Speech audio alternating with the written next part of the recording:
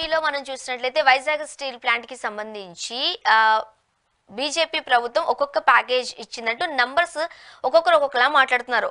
ఈ రోజు మనం టీడీపీకి అనుబంధ వార్తాపత్రికలో చూసినట్లయితే 11,500, ఇక బీజేపీ విష్ణు గారు అయితే 17,000 కోట్లు, ఇలా రకరకాలుగా మనం ప్యాకేజెస్ చూస్తూ ఉన్నాం. ఏమంటారు మీరు? అంటే మనకు బైఫర్కేషన్ యాక్ట్ లో భాగంగా రావాల్సిన ప్రత్యేక హోదా ఆ చర్చ వచ్చినప్పుడు ప్యాకేజ్ అనేది అప్పుడు చర్చ జరిగింది.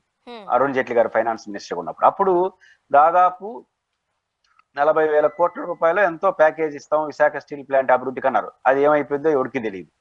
ఇప్పుడు తాజాగా 11,000 కోట్లు అంట. మనం కొంతమంది స్టీల్ ప్లాంట్ అధికారులతో మాట్లాడితే ఇంతవరకు అధికారిక సమాచారం లేదు అంటున్నారు. ఈ రోజు మోడీ గారు ప్రకటించబోతున్నారు అని కూడా అంటున్నారు.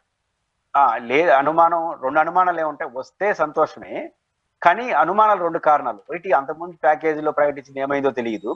మొన్నే భారత ప్రధానమంత్రి విశాఖపట్నంకి వచ్చినప్పుడు ఇంత నిధులు కేటాయిస్తున్నారు అని తెలిస్తే, ఇంత పెద్ద ప్రెజర్ ఉన్నటువంటి ప్రాజెక్ట్ విశాఖ స్టీల్ ప్లాంట్ కి అఫిషియల్ గా దాంట్లో అనౌన్స్ చేస్తుంటారు కదా, ఆనందంగా కేరింతలు కొట్టారు ఉత్తరాంధ్ర వాళ్ళు.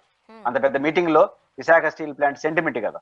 అంటే విశాఖ స్టీల్ ప్లాంట్ సెంటిమెంట్ గా ఉన్న విశాఖ స్టీల్ ప్లాంట్ కి 11,000 కోట్లు కేంద్ర ప్రభుత్వం ప్యాకేజ్ ఇవ్వబోతోందని ఉంటే ప్రజలు హర్షాతిరేకాలు వ్యక్తం చేస్తుంటారు. అలా ఇచ్చే ఉద్దేశంతో ఆ రోజే ప్రకటించుంటారు కదా, పోయి ఇప్పుడు ఎందుకు అప్పుడు ప్రకటించలేదు ఎందుకు అనే భావన ఒకటి అనుమానం తాగిస్తా ఉంది.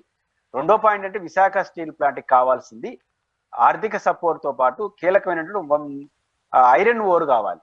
ప్రధానంగా విశాఖ స్టీల్ ప్లాంట్ క్రైసిస్ తో ఉన్నది ఐరన్ ఓర్.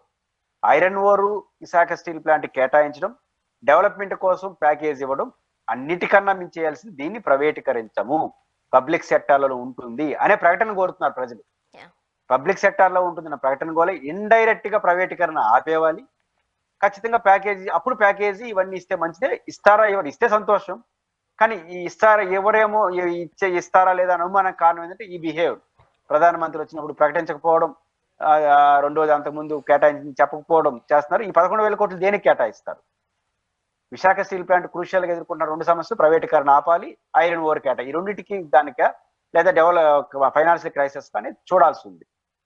పురుషోత్తం గారు, సాధారణంగా ప్రభుత్వాలు ఇంత చేస్తే ఇంత అని చెప్పుకునే సందర్భాలు మనం చూస్తున్న నేపథ్యంలో ప్రధానమంత్రి మోదీ గారు వచ్చి రోజులే అవుతున్నాయి, ఇంకా నెల కూడా కాలేదు.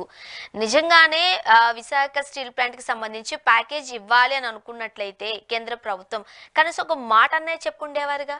మన ముఖ్యమంత్రి గారు ఆ సభలో ఉన్నారు, డిప్యూటీ సీఎం గారు ఉన్నారు, కనీసం రిక్వెస్ట్ కూడా చేసుకోలేని పరిస్థితిని చూసాం మనం కళ్ళ ముందే.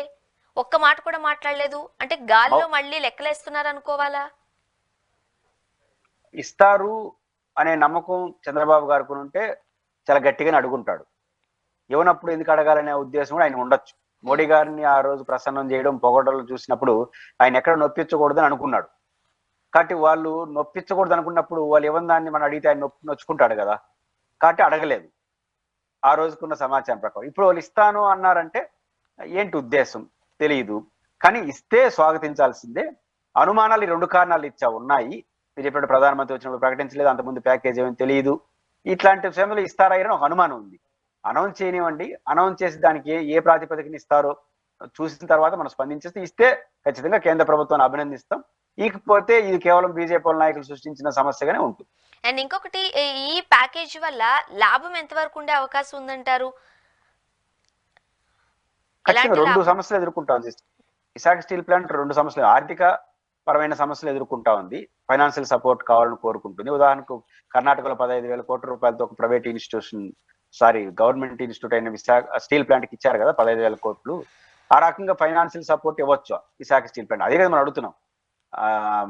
కుమారస్వామి గారు ఇక్కడ సహాయ మంత్రి ఉన్నాడు, ఈయన ఏం తెచ్చుకోలేకపోయాడు, పైపించి మనకు అష్యూరెన్స్ ఉంది, వాళ్ళు తెచ్చుకున్నారు మనం తెచ్చుకుని అన్నాం. ఆ క్రమంలో మనకి ఇస్తే సంతోషం. ఖచ్చితంగా ఫైనాన్షియల్ సపోర్ట్ ఇస్తే ఇంకొంచెం వాళ్ళు క్రైసిస్ నుంచి ముందుకెళ్తారు. దాంతో పాటు అసలు సమస్య ప్రైవేటీకరణ చేయనని చెప్పాలి, ఐరన్ ఓర్ కేటాయించాలి. ఈ రెండు కేటాయిస్తే దీని యాడ్ అయితే ఖచ్చితంగా విశాఖ స్టీల్ ప్లాంట్ మరింత అభివృద్ధి చెందడానికి అవకాశం ఉంటుంది.